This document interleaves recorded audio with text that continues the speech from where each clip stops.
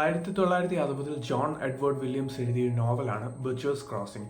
ഇതിനെ ആസ്പദമാക്കി 2022 Toronto film ഫെസ്റ്റിവലിൽ ഒരു മൂവി പ്രദർശിപ്പിച്ചിരുന്നു. ആ സിനിമയുടെ പേരും ഈ നോവലിന്റെ പേരും ബച്ചേഴ്സ് ക്രോസിംഗ് എന്നായിരുന്നു. ഇതിൽ Nicolas Cage, Fred Hechinger, Rachel Keller എന്നിവരൊക്കെയാണ് കേന്ദ്ര കഥാപാത്രത്തെ അവതരിപ്പിക്കുന്നത്. ഈ ഒരു മൂവി സ്റ്റാർട്ട് ചെയ്യുന്നത് ഈ ഒരു വിൽ ആൻഡ്രൂസ് എന്ന് പറയുന്ന ഫ്രെഡ് ഹെച്ച്ലിംഗറുടെ ക്യാരക്ടറിൽ നിന്നാണ്. അദ്ദേഹം ഈ ഒരു കാൻസാസ് എന്ന് പറയുന്ന ആ ടൗണിലോട്ട് 1874 വരുന്നു. അവിടെ വെച്ച് മില്ലർ എന്ന് പറയുന്ന ആ ഒരു ബഫല്ലോ ഹണ്ടറിനെ പരിചയപ്പെടുന്നു. ആ ക്യാരക്ടർ ചെയ്യുന്നത് നിക്കോളാസ് കേജ് ആണ്. ഈ ഒരു മൂവിയിലെ മെയിൻ സ്റ്റോറി എന്ന് പറയുന്നത് ഇവർ ഒരു ബഫല്ലോ ഹണ്ടിങ്ങിന് പോകുമ്പോൾ ഇവർ ഫേസ് ചെയ്യേണ്ടി വരുന്ന പ്രശ്നങ്ങൾ എന്താണ് എന്നുള്ളതാണ്. വിൽ ആൻഡ്രൂസ് എന്ന് പറയുന്ന ഫ്രെഡ് ഹെച്ച്ലിംഗറുടെ ക്യാരക്ടറാണ് ഇത് ലീഡ് ചെയ്ത് ഇവരെ കൊണ്ട് ആ ഒരു ടീമിനെ കൊണ്ട് ബഫല്ലോ ഹണ്ടിങ്ങിന് പോകുന്നത്.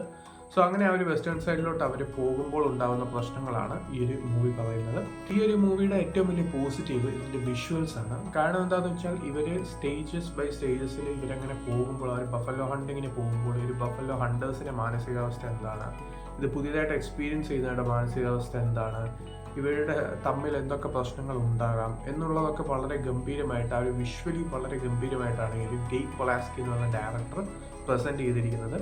അതിനുകൂടെ തന്നെ ഗെയ് പൊലാസ്കി അതിന് മുമ്പും സിനിമകൾ ചെയ്തിട്ടുണ്ട്. അദ്ദേഹത്തിന് പ്രതിരോധം ചേർന്ന് കുറേ സിനിമകൾ ചെയ്തിട്ടുണ്ട്. അതായത് മോർട്ടൽ ലൈഫ്, റെഡ് പെൻഗ്വിൻസ്, അതിനെ കുറച്ച് ഡോക്യുമെന്ററി മൂവീസ്, അങ്ങനെ കുറേ സിനിമകൾ ചെയ്തിട്ടുണ്ടെങ്കിലും ഇത് അദ്ദേഹത്തിന്റെ നറേറ്റീവ് ഫീച്ചർ ഫിലിം ഡെബ്യൂട്ടാണ്. ഈ ഒരു സിനിമയിൽ വേറൊരു പോസിറ്റീവ് എന്ന് പറയുന്നത് നിക്കോളാസ് കേജിന്റെ പെർഫോമൻസ് ആണ്. കാരണം ഒരു ബഫല്ലോ ഹണ്ടേഴ്സിന്റെ മാനസികാവസ്ഥയും പിന്നെ അവരുടെ ആ ഒരു ജീവിതം എങ്ങനെയാണെന്ന് കാണിക്കുന്ന ആ ഒരു രീതിയൊക്കെ വളരെ ഗംഭീരമായിട്ടാണ് അദ്ദേഹം സ്ക്രീനിൽ എത്തിച്ചിരിക്കുന്നത്. അദ്ദേഹത്തിന്റെ പെർഫോമൻസ് എടുത്തു പറയേണ്ട ഒന്നാണ്. ഇതല്ലാതെ നോക്കുവാണെങ്കിൽ കാര്യമായിട്ടുള്ള പോസിറ്റീവ്സും കാര്യങ്ങളും ഒന്നും സിനിമയ്ക്കില്ല. കാരണം എന്താണെന്ന് വെച്ചാൽ സിനിമ പലയിടങ്ങളിലും സിനിമയുടെ ഫോക്കസ് നഷ്ടപ്പെട്ടു പോകുന്നുണ്ട്. ഓഡിയൻസിന് കണക്ഷൻ ഇല്ലാതെ പോകുന്നുണ്ട്. അതുകൊണ്ട് തന്നെ സിനിമയിൽ വന്ന സബ്ജക്റ്റ് ആ ഒരു ലെവൽ ഉണ്ടോ എന്ന് തന്നെ ചിലയിടങ്ങളിൽ സംശയം തോന്നുന്ന രീതിയിലുള്ള മേക്കിംഗ് ആണ് മൂവി ഫോളോ ചെയ്യുന്നത്.